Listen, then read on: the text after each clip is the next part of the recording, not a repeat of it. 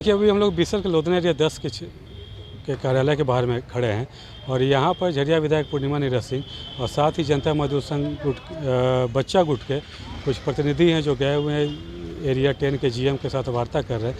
मामला ये है कि जो भी बिसल यहाँ पे अपने कार्य क्षेत्र में कोयले का उत्पादन कर रही है आउटसोर्सिंग कंपनियों के माध्यम से, वहाँ पर लगातार शिकायत मिल रही थी ये कि आउटसोर्सिंग कंपनियाँ जो नियमों की अवहेलना करके वो आउटसोर्सिंग काम कर रही हैं।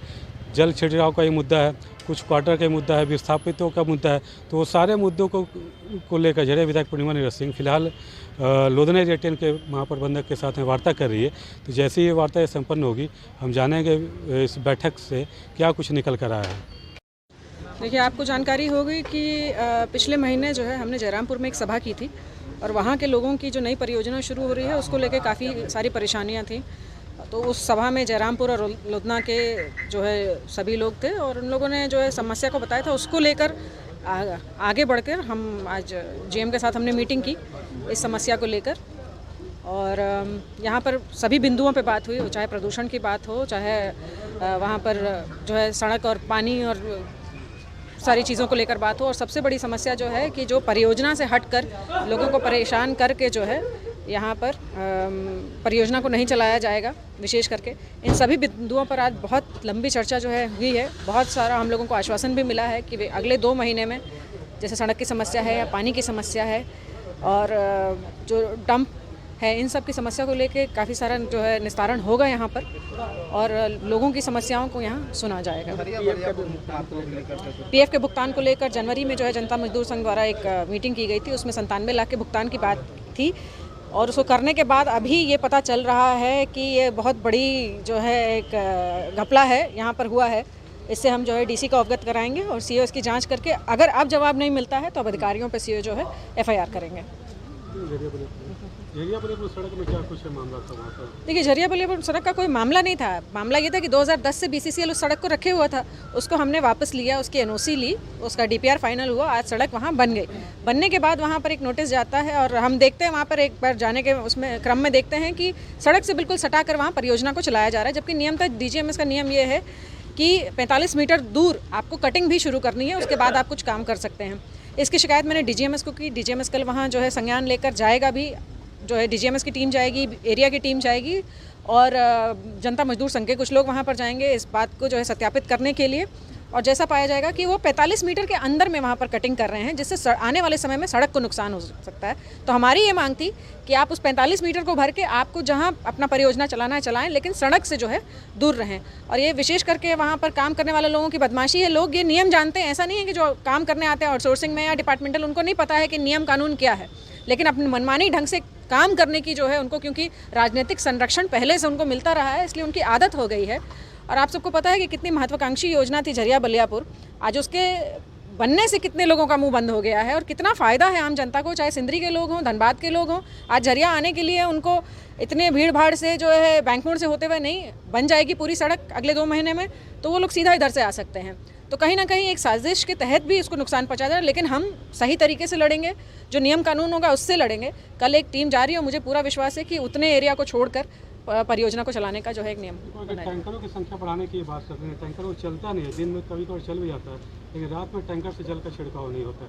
ये स्थानीय लोगों की वहाँ पे इसकी शिकायत, वो डंप में जो धूल उड़ती है उसकी शिकायत, हमने वही बात यहाँ पे रखी है कि भाई आप डंप चलाइए।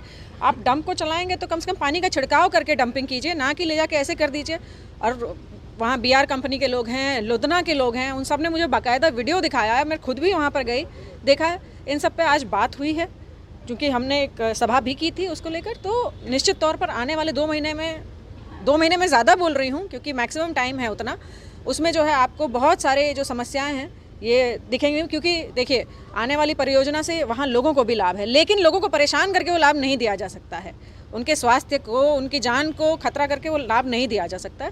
इसलिए हम लोग हैं कि अगले 2 महीने में चाहे सड़क की समस्या हो, डंप की समस्या हो, इन सबको देखते हुए जो है आज प्रबंधन ने आश्वासन दिया है कि हम मैक्सिमम समस्याओं को जो एड्रेस करेंगे और बाकी हम फिर टच में रहेंगे। अगर कोई समस्या ऐसी है, लोगों को विस्थापन की जो एक बड़ी बात हमने कही है, तो अभी उन्होंने बताया कि आने वाले 3 साल में अभी किसी का कहीं कोई विस्थापन होने वाला नहीं है और जो लोग उससे विस्थापन होने वाला है उनके लिए घरों की व्यवस्था हम कर रहे हैं।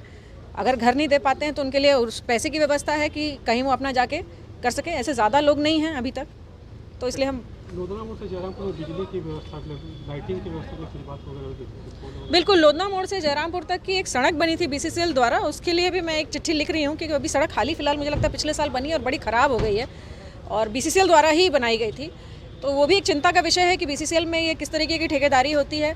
दूसरा, लोधना मोड़ से आपको पता है कि अभी एक नया डंप शुरू हुआ है और कल रात ही मैं वहाँ से आ रही थी तो मैंने देखा कि रास्ते में जो है काफ़ी सारे डंपर चल रहे थे और वहाँ से लोधना जाने का मेन सड़क भी वो है, तो उसका मैंने संज्ञान करवाया। तो वहाँ स्ट्रीट लाइट की और जो इनके चौकीदार हैं उनको खड़ा करने की व्यवस्था होगी ताकि डंपर को और आम जो जनता आएगी जाएगी उनको जो है गाइड किया जा सके और अंधेरे में जो वहाँ एक्सीडेंट होने की संभावना रहती है वो कम हो सके। क्या कुछ मुद्दों पे बात हुई? आज झरिया की माननीय विधायिका साहिब आई थी यहाँ पे।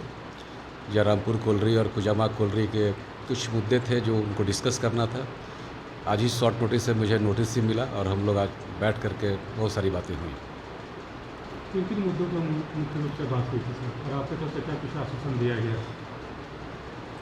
3 मुद्दे तो बहुत थे, बट 3 मुद्दे जो कि कुजामा ओपन कास्ट के आसपास जो रोड है उसको बचा के रखना है, झरिया बलियापुर रोड जो है, और जयरामपुर में डस्ट का मुद्दा कि डस्ट को सेपरेशन तो आप कर रहे हैं बट और भी अच्छे तरीके से करें ताकि अगल बगल के लोग धूल कण से परेशान ना हों, और विस्थापन के मुद्दे जो ओपन कास्ट के आसपास में जो एकदम से नज़दीक जो आ रहे हैं उनके विस्थापन पर क्या सोच है, क्या पहल है, इन सभी बातों पर बातें हुई और सहमति बनी। इस सड़क पर बिजली की व्यवस्था को लेकर भी कुछ हमने बड़े अच्छे से बताया कि जो रोड जयरामपुर की ओर जाती है वो नहीं रहेगा, वो कच्चा रोड है। उसके लिए एक बड़ा सड़क 50 फीट वाइड ब्लैक टॉप के साथ में बनाया जाएगा। उस पर भरने भराने का कार्यक्रम शुरू है और ये रोड वही बन रहा है जहाँ पर पहले से 10 फीट वाइड रोड था। उसी रोड को हम लोग भर करके ऊंचा और लेवल करेंगे ताकि पब्लिक के लिए सहूलियत हो और उस पर लाइटिंग की व्यवस्था, टैंकर की व्यवस्था, ड्रेनेज की व्यवस्था सब कुछ दी जाएगी। देखिए, अभी हम लोग बीसीसीएल के लोधना 10 के महाप्रबंधक कार्यालय के बाहर में खड़े हैं। जैसा मैंने आपको शुरुआत में ही बताया कि झरिया विधायक पूर्णिमा नीरज सिंह और जनता मजदूर संघ के कुछ नेता वगैरह आए थे, क्योंकि इस एरिया में जितना भी बीसीसीएल अपना काम करती है, कोयले का उत्पादन जो करती है आउटसोर्सिंग कंपनियों के माध्यम से, तो वहाँ पे कुछ समस्याएं हो रही थी, जैसे विस्थापन को लेकर समस्या थी, प्रदूषण को लेकर समस्या थी। इन सारे मुद्दों पे सकारात्मक बात हुई है। झरिया विधायक पूर्णिमा नीरज सिंह ने बताया भी कि जीएम ने उनको आश्वासन भी दिया है कि जो भी लोधना एरिया जीएम ने सारा उनके मांगों को पूरा करने का आश्वासन दिया है। और साथ ही हमने यहाँ पे लोधना एरिया जीएम से ही बात किया, बीके सिन्हा साहब से, उन्होंने भी इस बात का तस्दीक किया है कि जो भी मुद्दे हैं विस्थापन को लेकर या फिर जल छिड़काव को लेकर और सड़क की जो व्यवस्था, जहाँ पर लाइटिंग की व्यवस्था नहीं है, उसमें उन्होंने कहा कि जल्दी उस सड़क पर भी नया सड़क का निर्माण किया जाएगा और लाइटिंग की व्यवस्था की जाएगी। फिलहाल अभी के लिए इतना ही। 99 न्यूज़ के लिए लोधना एरिया से दिलशाद खान।